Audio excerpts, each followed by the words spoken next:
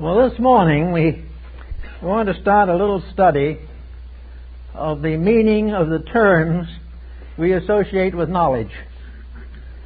So I selected two terms that represent perhaps the polarized opposites of learning. They are knowledge and wisdom. Now, knowledge is something we all know about.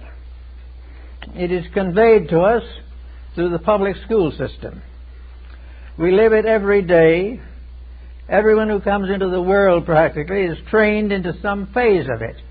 Even Aboriginal people have their own standards of knowledge. And knowledge is very largely concerned with the problem of getting along in this world. How to live in the environment which no one really fits into exactly. Knowledge, therefore, is the knowledge of the folk. It is the thing we all depend upon for a common agreement on the ordinary subjects of daily existence. This idea of knowledge, however, is very surface. It is not depth, it is not wisdom, it is not insight. It is the communication of the common decisions of people. It is the way we have decided to teach our children. And what we are going to teach them is the knowledge that we know. And the knowledge that we know, I might mention, is not very good. We have a great deal of education, but what are we teaching? Are we teaching the individual to grow, or are we trying to train him for a job? And in most cases, knowledge today is training for a job. It is not only training for a job, but training for a very impermanent job. By the time we get the fellow trained, the job isn't there, which is, of course, a little embarrassing. We are noticing this particularly in the age of computers.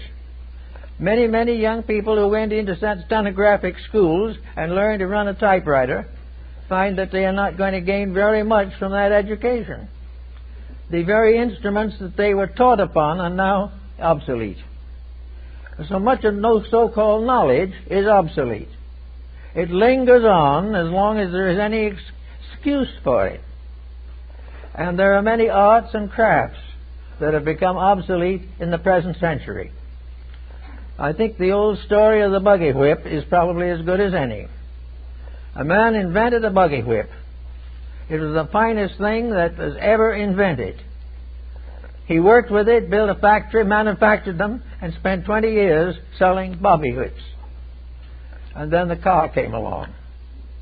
And in a very short time, there were only a few luxury families that had carriages and horses anymore. He had outlived his own invention. He had gradually depended upon something that was passing. And knowledge is, for the most part, passing. It does not have any solid foundations in eternity. Knowledge is a way of looking at something, a particular way. This way may change any day. This also is a way of approximating our understanding of what is wise and what is not wise. Knowledge gives us the history of the activities of our people. It gives us a certain history of our own nation and our own world. But this history deals with situations that no longer exist, or if they do exist, have become so subordinated that we gain very little from continuing to maintain them. So knowledge, we have to say, is a surface thing. It is adapted to the whims of the hour. It is adjusted to the needs of the moment. And this is what we get when we go to public school. We do not get from the schooling any broad depth of understanding concerning human nature. We do not learn any high ideals about the destiny of man. We are not even allowed to bring in religious factors, for fear they will disturb the so-called placid surface of the existing chaos. This situation, it means that we have knowledge. Knowledge that will fit only in certain situations. We send a child to school and they bring home the paper and tell us what they're learning. This learning they're getting now is not what we got when we were the children. Changes have come. Everything is different. The old ways are outgrown, or the old facilities are no longer available. Now, as we live today in this environment, we realize that we are gradually changing the world in which we live. We are changing the surface of the earth. We are crowding communities. We are endangering the basic utilities of life. We keep right on going, trying to continue a policy that is gradually cutting life out from under us. So this is what we have to think about. Therefore, what we commonly call knowledge is simply a story of doing what we always have done, as nearly as possible, or continuing the way of doing as we do now, which is probably not possible. But at the particular moment we graduate the young folks from high school, they will get a picture of our present condition with all the negative factors overlooked and the positive factors exaggerated.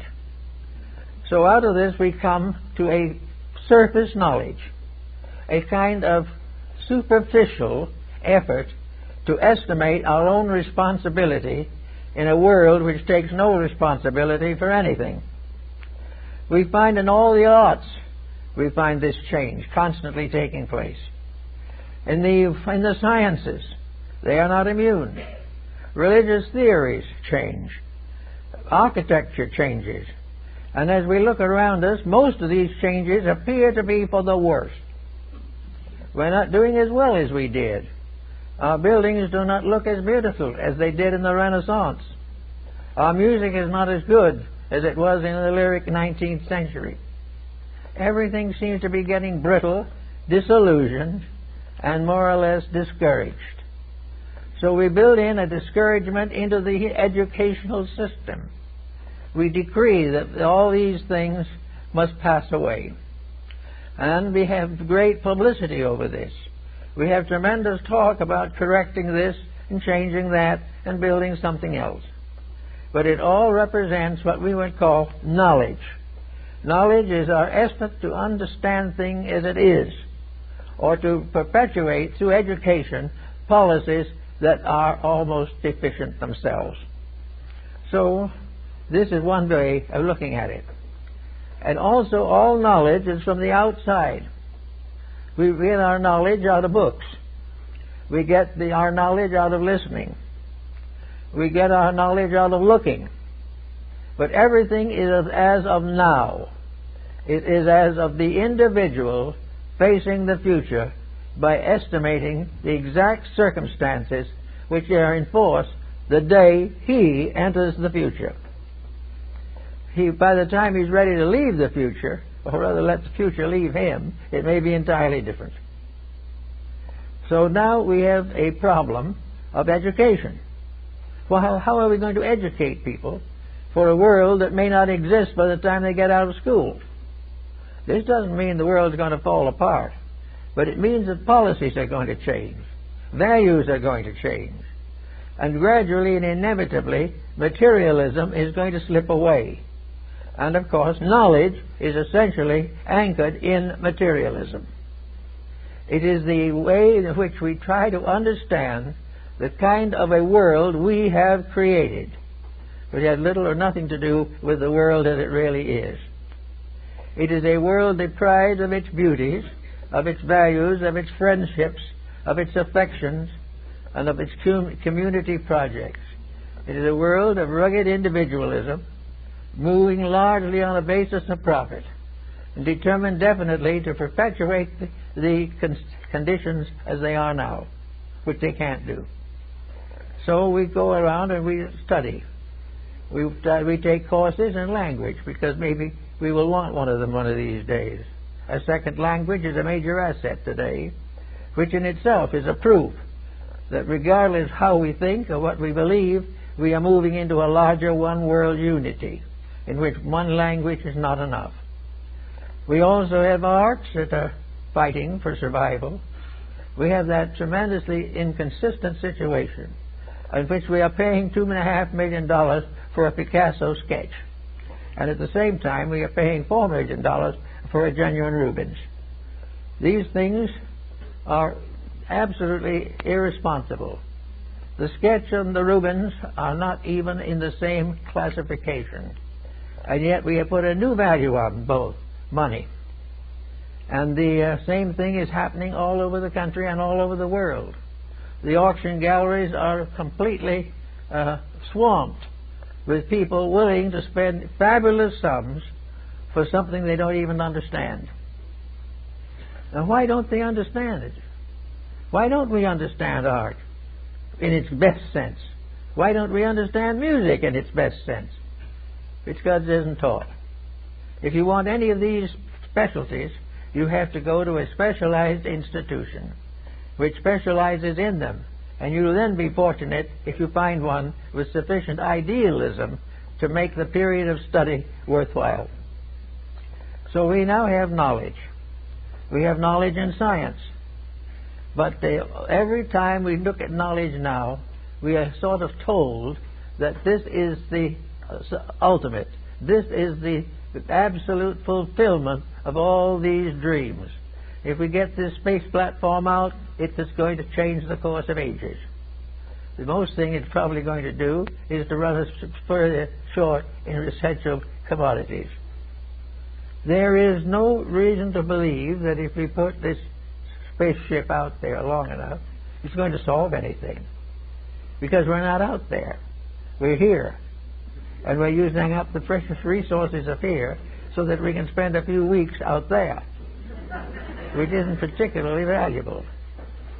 We have all kinds of projects that are built upon what we think now.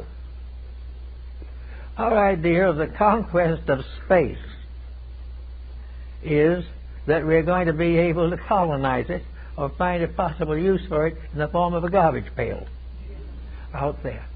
We are believing definitely that space is something we're going to exploit as we've exploited everything else. And yet all the way along, we do not really solve anything. We do not understand anything. We are born ignorant and we die ignorant. And in between, we learn to make a living and a few learn to make a fortune. And when the whole thing is shaken down, where are we? The great values do not grow because we do not permit them to grow. We have no real reason to believe that we want to improve. We really only just want to stay the way we are and have more. We want to be a little wealthier, we'd like to be a little more famous, and we'd like a good solid contract with some studio for $1 million a year. The idea of really growing, of improving ourselves. The question, I talked to a young man not long ago. I said, why don't you try improving yourself? Well, he says, do you know anyone who's doing any better than I am? Why should I improve myself? Nobody else does. And this is what is happening to a world that has a public school system, has all kinds of advantages, and is staffed by individuals who are completely devoid of real understanding of what value constitutes. Where are the philosophers of the 20th century? Where will be the philosophers of the 21st century? Are they all going to do what they are doing now, keep their noses so close to the grindstone that they can't see anything beyond the mess they are creating now?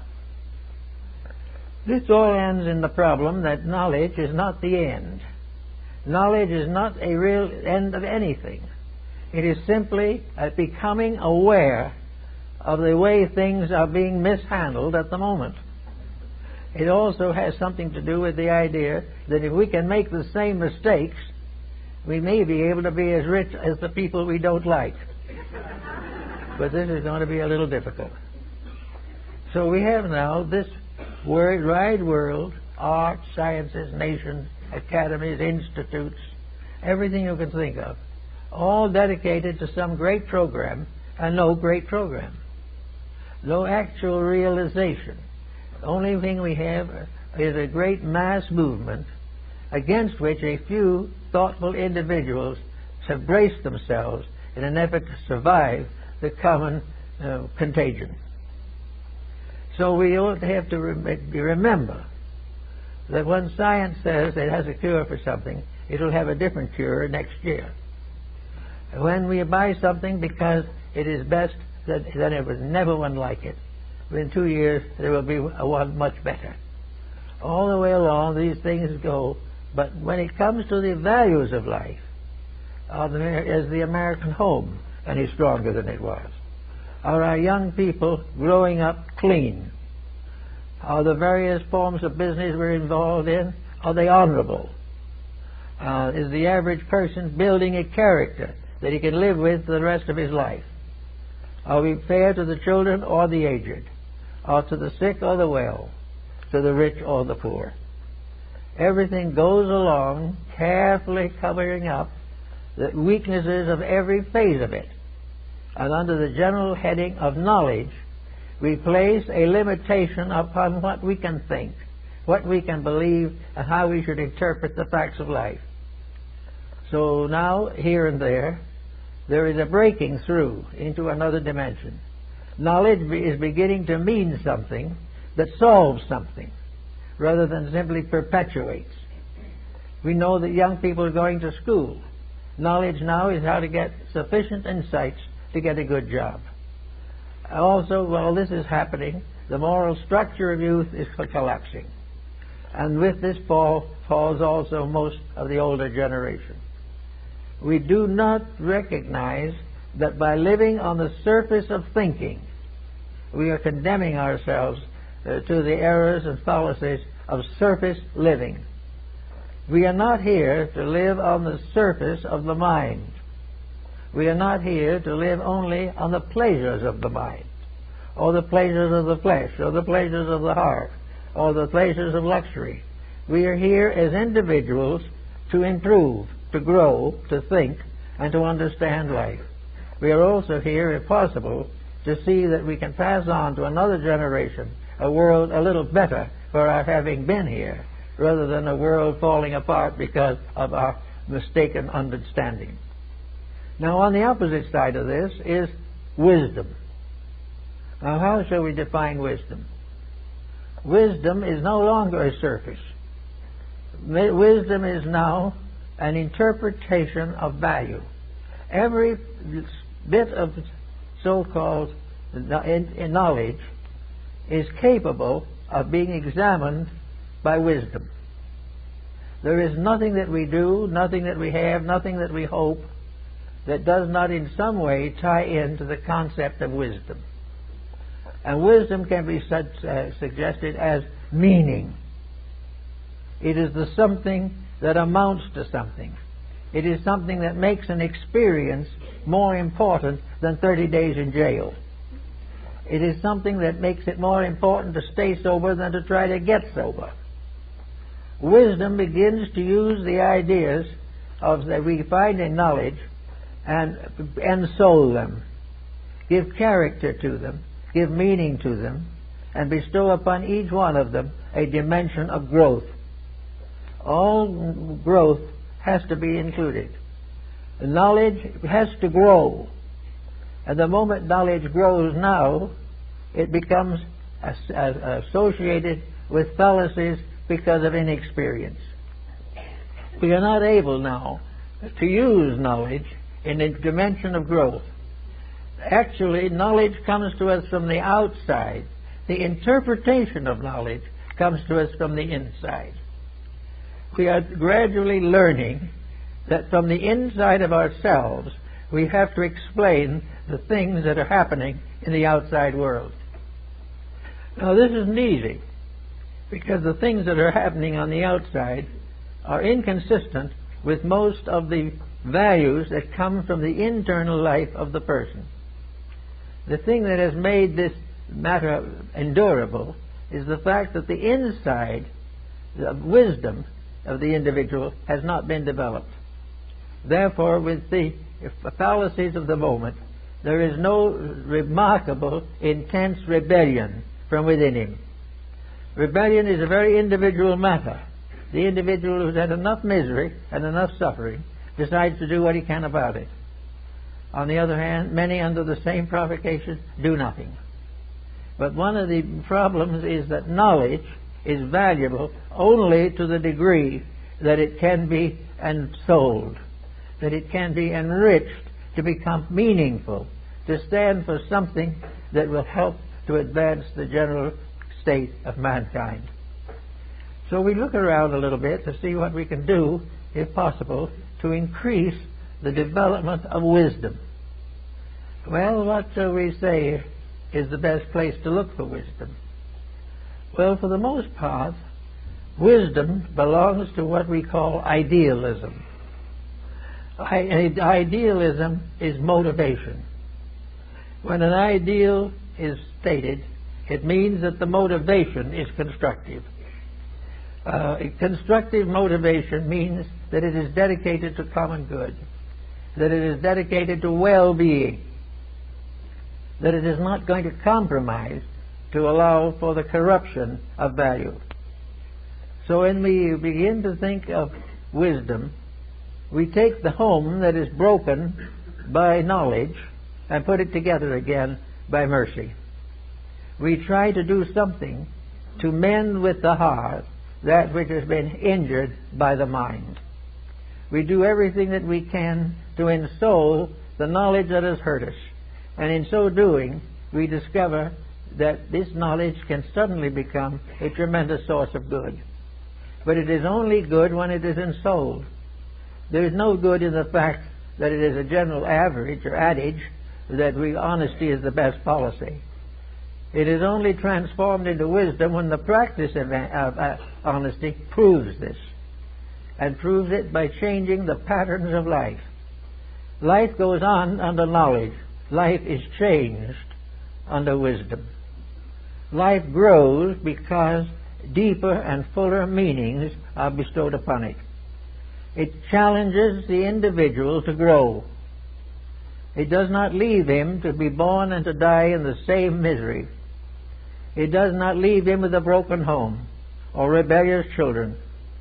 It does not leave him with incurable ailments caused by his own foolishness. All the way along, wisdom cures, heals, transforms into a better way of life. And yet it has to work with the same factors. The individual has to keep the job. But having kept the job, the wisdom steps in and tries to do something to this job, by means of which the person working in it is not only making a living, but is making a life that is important. If the individual can go to work every morning, 9 o'clock for 40 years, and come out at the end of that time simply old and tired, and yet with the same job and with the same limitations, the individual who has a certain genius for growth within himself can transform this by conquering the job, by making something out of it that fulfills, and getting away from the monotony of worthlessness. That is another one of the problems of knowledge. Knowledge can become worthless because of boredom and exhaustion. We are tired of making the same mistake. We are tired of sitting at the same desk for a lifetime. We are tired of working with the same situations that arise frequently. We are tired of the wars that call upon us. We are tired of the false peace that come with them. We are tired with everything that is falling apart and is failing to grow. Now, we have only limited facilities, but there is always something that can be done about this. And I've noticed in working with people who have become despondent over conditions of life, that nearly all of them are despondent because they have been unable in their own minds to accomplish a transmutation of something monotonous, objectionable, or debilitating. Yet there is an alchemy that comes with wisdom. Alchemy is the power to transform base metals into gold. It is the power to transform the daily experiences of life into a meaningful pattern of growth, so that the individual will leave this world a better person than he was when he came in. Today he may be a worse person. So we have this problem of what are we going to do about it? How are we going to change these things? How are we going to transform the monotony of knowledge into the dynamics of wisdom. Now, one thing about monotony is that, as one friend told me once, he didn't like monotony because it was so monotonous. And this is very largely true. There is no excitement, no thrill, no achievement, nothing but keeping on and hoping that the job will last longer than we do. This is not very much of an inducement. So we have to try to find out how we can get some of these circumstances into our present knowledge. Well, one of the things we have to do is to realize that much of this we have to do ourselves.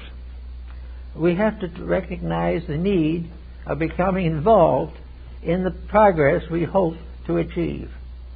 The young family with 2 or 3 small children cannot depend upon the public school system to get him out, or get these children out of the monotonous, comparatively meaningless despondency which comes constantly with knowledge that has no outlet.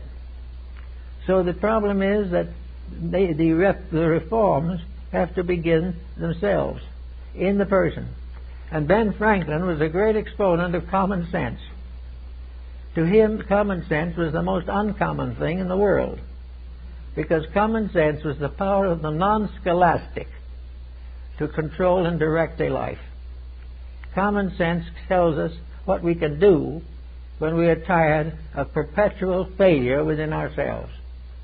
We go and study at the Sorbonne, we do here at Heidelberg, we do all these things, but we're still working with knowledge on the same level.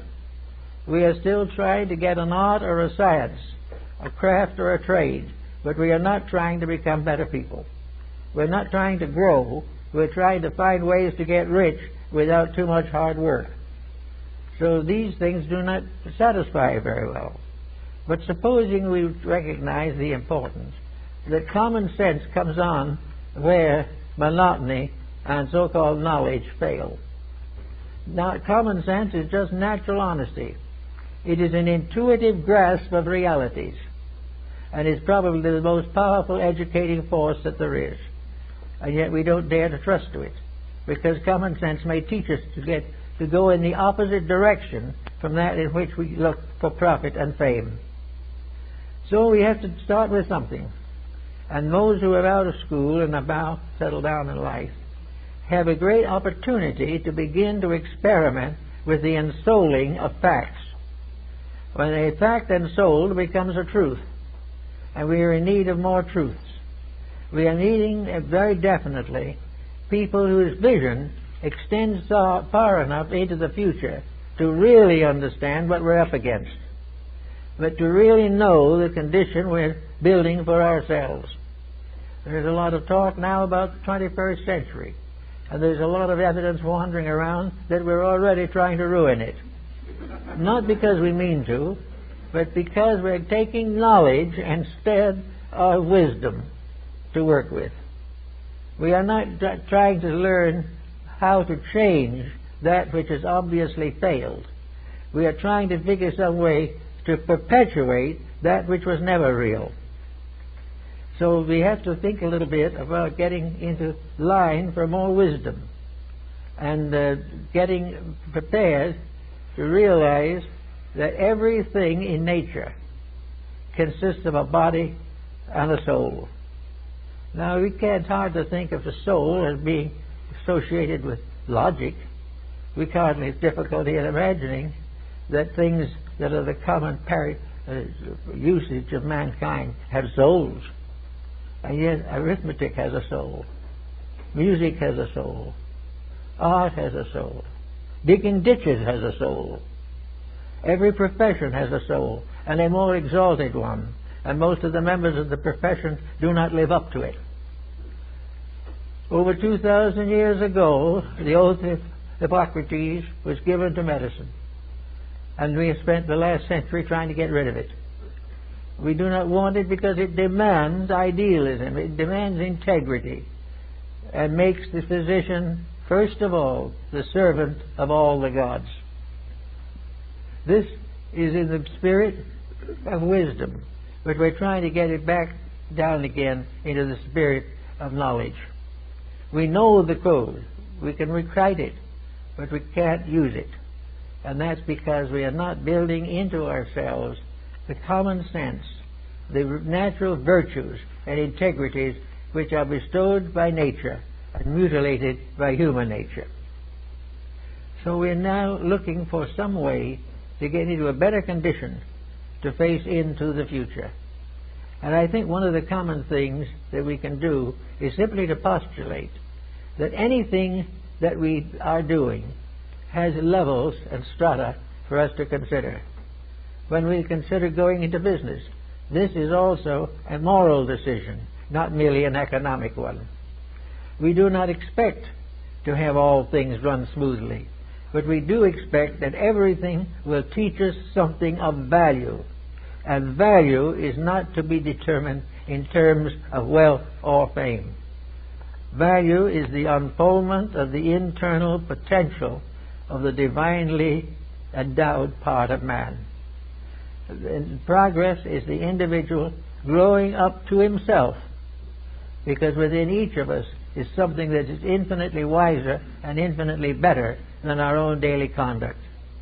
There is hardly anyone who could not improve, and there are very few to whom improvement would not be valuable. So we begin to think of all the ways in which we can use what we commonly call knowledge to increase wisdom, to make it possible for us to have a better world to live in and to become better people in this world. So now let's see what happens when we start in with wisdom. Now, where does wisdom come from? Wisdom was developed by the ancients for one purpose alone, and that was to learn to understand the meaning of existence. Now, there are various ways in which you can get some idea of this meaning. We can start with knowledge, and we can read a book on archaeology or on astronomy or engineering or any subject and learn all the interesting and fantastic things that we are gradually accumulating in the forms of knowledge. Yet we can go on and do all these things and they become intellectual. And we can take an examination and pass. And because we have passed the examination, we get the good job. But with the whole thing, there's been absolutely no improvement of anything. We are simply perpetuating the blind alley. We are going on continually glorifying the way it is, instead of working earnestly to establish the way it should be. Every problem has an answer, and the answer means that we have to change our own relationship to that problem. We have to ensoul the power within ourselves which will give us the right to judge the problem. I think one of the problems that we've come in now to also is religion, in the fact that from a very early time the various peoples of the world developed religious codes. These codes they did not affirm, they created themselves. Probably many of them they did, however. But so far as they knew, these codes had come from some deep hidden source within themselves or within the soul of the world. And the idea of religion was that all things that exist bear witness to soul, bear witness to the remarkable value behind it. The individual can spend his whole life studying carrot, but he can never apparently understand how to create a carrot. He can use the things that are, but he doesn't understand them. He only understands their market value. He only understands why the dietitian says he should eat them. But the great pattern of the purpose of things, extending all the way from the infinite of the cosmos to the most minute atom, all these things have meaning. And until we find our own place in this great chain of circumstances, we will never be able to change the world to meet the law. We are never going to be able to change the law to meet us, and that's one of our difficulties. We are constantly reshaping laws. We are changing laws that we created ourselves in the first place. So we go with them as long as we can stand our own creations, and then we do something about that, and we put an appendix on it, or we put various codicils to it, so that we can continue to go along the same general path. But the actual answer to the problem is The average person, even the average educated person, has very little understanding of where we came from, why we are here, or where we are going. These are the great realities without which an enduring culture can never be built. And we are not even looking for them. We are only looking for all the secrets of science, particularly those that can be commercialized. We are not aware of the grand pattern of a human soul, that there is in each one of us a divine life that has come into exile in this world. And the reason it's in exile is because we have been here before and set up the exile. We come back to the work that we have done ourselves. We come back to our own mistakes. We come back to the ignorance that we started with, or perhaps a little worse. And we are not even willing to recognize the fact that we are missing the real purpose of life, growth. Now, what do we say when growth? Well, growth is not necessarily has anything to do with wealth or fame. Growth is the ability to handle constructively situations that we have previously mishandled. If we become, through growth, wiser than we are, we can become better than we are. But without becoming wiser, we can never become better. Wisdom is not intellectual either. We think of it as long beards gazing in great stone tablets or something of this nature. Not at all. Wisdom is no more remarkable than Benjamin Franklin's almanac. Wisdom breaks down finally to common sense.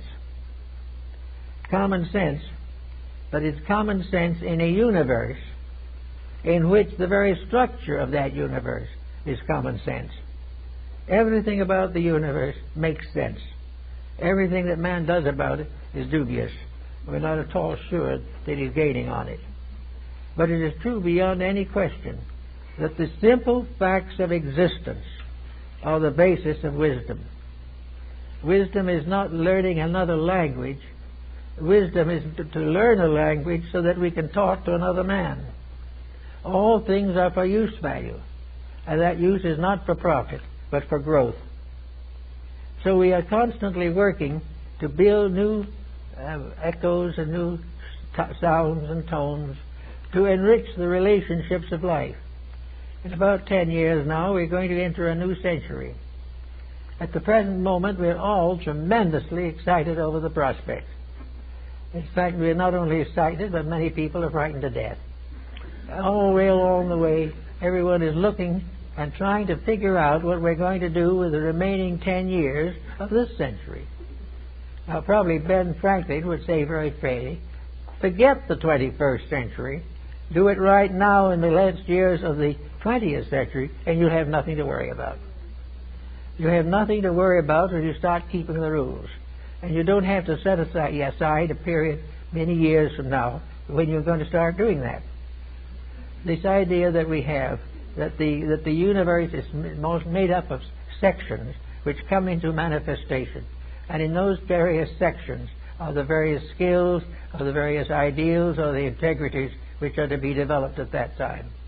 The truth of the matter is these integrities must be developed in all times, in all conditions, and in every phase of existence.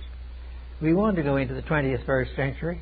We'd like to be able to hope that we'll be able to stand the drinking water as late as that we will also find some kind of a way to get the sewage out of our basements. We are also hoping to save a forest or two merely to be able to show people what a tree looked like. All of this type of thing is a little ridiculous, I know, but the point is very definitely that we have got to do something to change anything. And the power to change is the power of wisdom.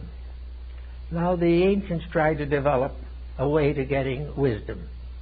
And they came to a conclusion that I think we're going to have to come to again.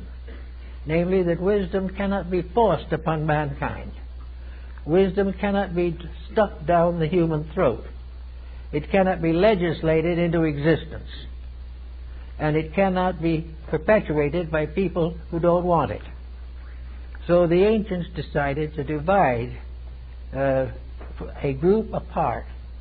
They took those who yearned after righteousness and who sought knowledge and who had that dedication to the common good that was necessary for the perpetuation of progress, and created the schools of wisdom, the Platonic schools, the Pythagorean schools, these various mysteries of Egypt and Greece and all the other countries, for the training of people who wanted to know the reality. They needed to know that there was something beyond the commonplace. But they tried to tell it to everyone. Those who didn't care diluted it, perverted it, destroyed it.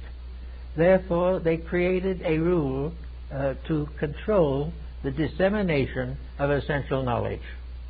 They said that that knowledge has to be perpetuated by the right kind of person.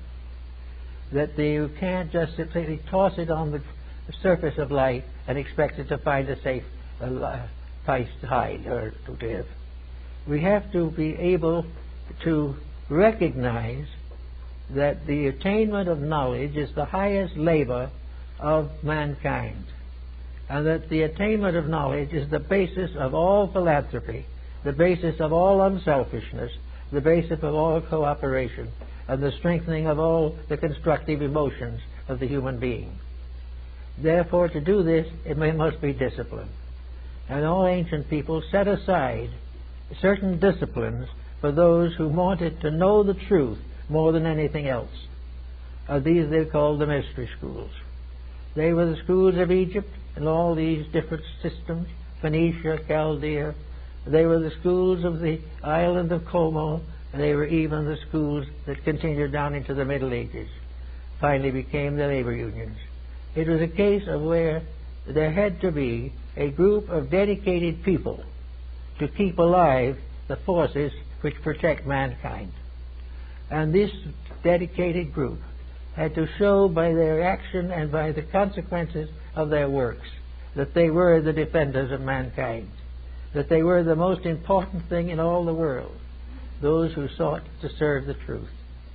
Now we have this coming into religion, and for Christendom, the Christ mystery is probably the most important of all these dedications. Christianity is actually a real problem of wisdom. Now it might sound as though wisdom is all intellectual, but it is not. The greatest of all wisdom is the love of truth, the love of reality, of the brotherhood of human life. But in this time, the development of certain laws of reality, and we're going to have to some way get back to some of this. We're going to have some place honorable, recognized, and supported, by which those who desire to live better have a chance to do so, and where those who have the inside information in certain matters have a chance to express their internal convictions. Now, religion has for a long time provided certain phases of this. Even today in the 20th century, where science very largely is materialistic, it lives and moves and has its being in the presence of religion. And every day we are learning in the present world stress that religion is not something to be discarded. That if there is anything exact, it is religion, not science. Because the inevitable consequence of the misuse of power is moral punishment. And it also is that religion can prove conclusively that the only way in which the individual can protect himself and his world is by the development of integrities. He has to become a better person if he expects to make a better world. So we're now going to have somewhere along the line the science of redemption.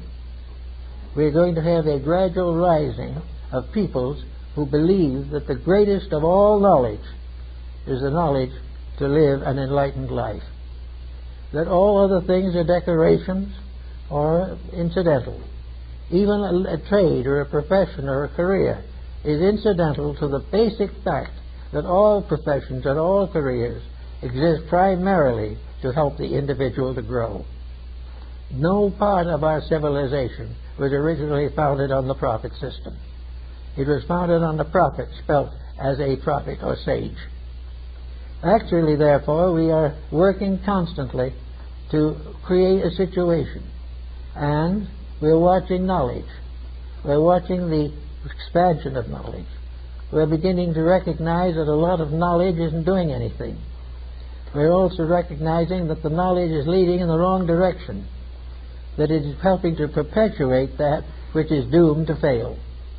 Therefore, we have philosophy coming in, and philosophy becomes the basis of a kind of wisdom. And out of it comes the final decision, which is the proof of wisdom, the decision to do that which is according to the integrities of the divine plan. The individual who obeys the universal law is wise. Any wisdom, that's so-called, that does not recognize this fact is not wise. And we have already had years and years of corrupted wisdom. We've had years of pseudo-knowledge. And we are now very much in need of the real thing. We also are in recognizing that all the different changes that come in society are constantly convicting us of our own fallacies. Most of the problems that we have today didn't exist 25, 50 years ago. We were living in a different, much more cohesive way. We are no longer in that way. We have broken down the walls and barriers which gave us some protection. There is no longer any respect for the laws of personal relationships. There is no respect for parents or the aged. There is no respect for truth, and very little respect for teachers, because so many of the teachers are not teaching the facts. So all around, there's all these things need curing.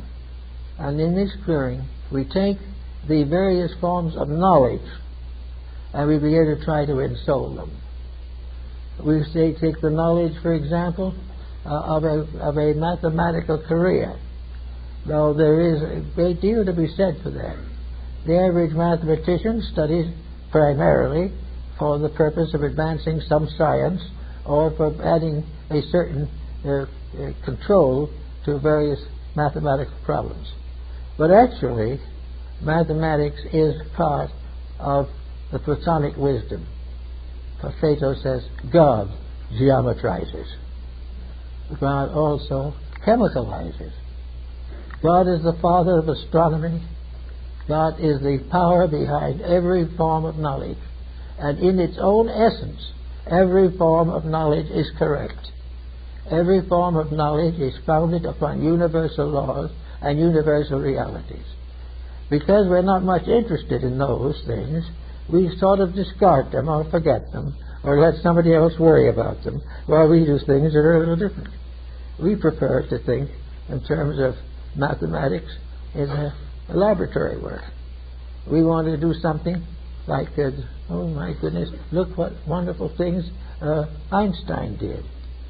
Einstein just put mathematics together, and what did he do? He discovered something that may be the death of all of us. Gave us the bomb. Now, this is a little story of what we're all doing. In the development of great mechanistic civilization, a great materialism in a world where materialism can never win, but by balancing only these factors of physical existence, thinking only in terms of our own extensions, even though we live but a few years. Although all this goes along, we're not going to get anywhere. Wisdom, true wisdom, could use mathematics for 1,000 years without ever developing a bomb.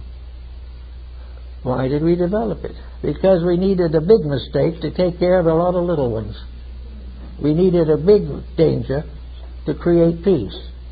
So we did that there. And what have we got? A continuing danger that will continue and place in the hands of anarchy means of controlling human destiny. But the powers of things are not going to permit this. There is bound to be the reckoning. Nature cannot be deceived. And nature cannot be stopped. Its own realities must involve the correction of things which are contrary to nature's wish. So what do?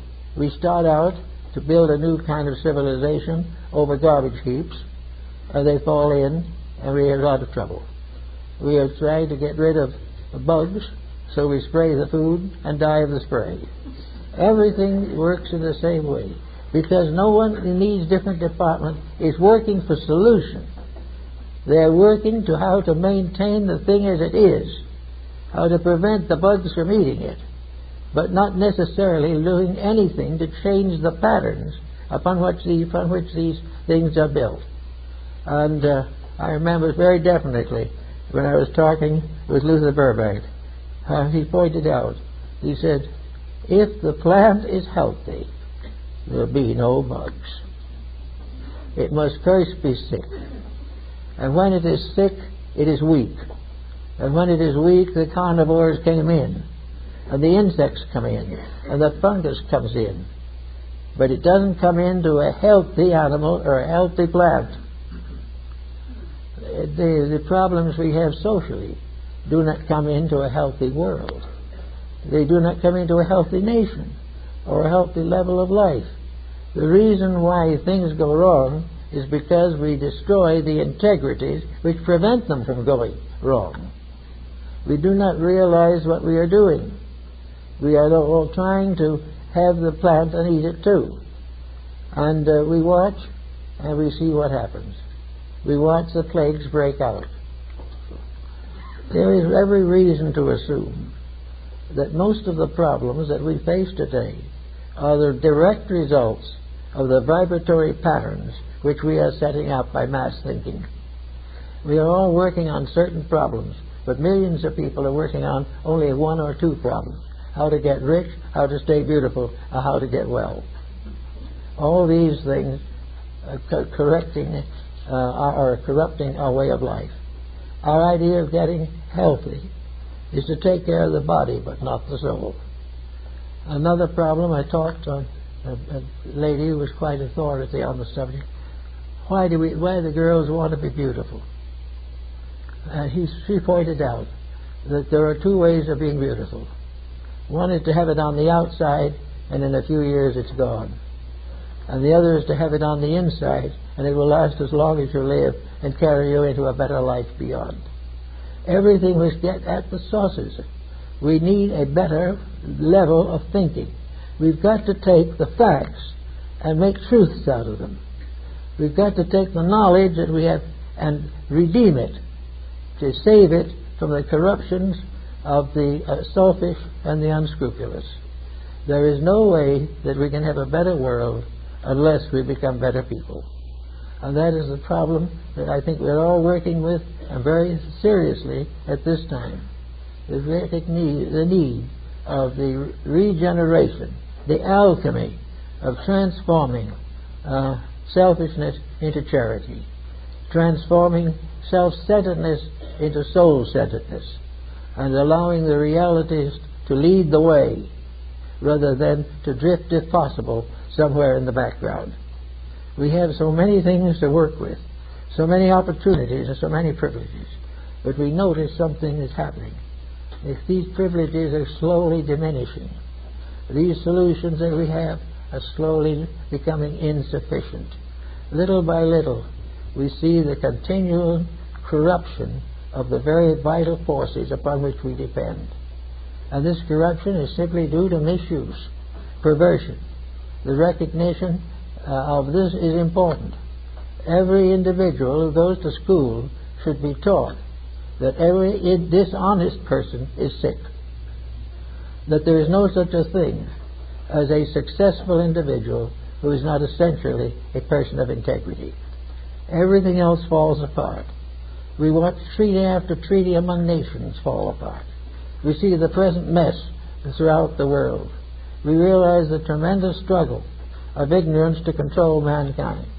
Here we are in the 20th century, following rules that were decadent and obsoleted 2,000 years ago.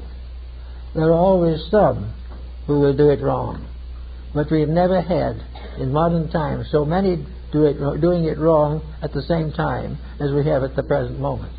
And that is because we are becoming more powerful, and we have greater advantages, greater skills. Now we have to have greater integrity, or our own achievements will destroy us. So I think it's very important that all of us try to think about these kinds of things. And just for a little sort of appendix on the end of this, I'd like to see this is what we are trying to do here. I think that there is a job here. It'll be a small job, but I think it is useful. I think we should try to create here in this group of people the nucleus of a people that are dedicated to transforming knowledge into wisdom, to gradually develop the powers and skills which will permit them to have a better life themselves and also pass on a better world to their descendants. So everyone that can possibly do so must play a part in the rediscoveries of reality and the rededication of a world that has tried to be a prodigal child and has found it all failing. We are sort of parts of the story of the prodigal son. We are all parts of something that we went forth to do it our way. Our way is no good. The only one way is the way that was ordained for us in the beginning. A way that is honest, equitable, and ends in glory, and in which pain fades away to the degree that wisdom takes over the ways of life. If we can understand these things, I think we'll all be better and happier people. Thank you.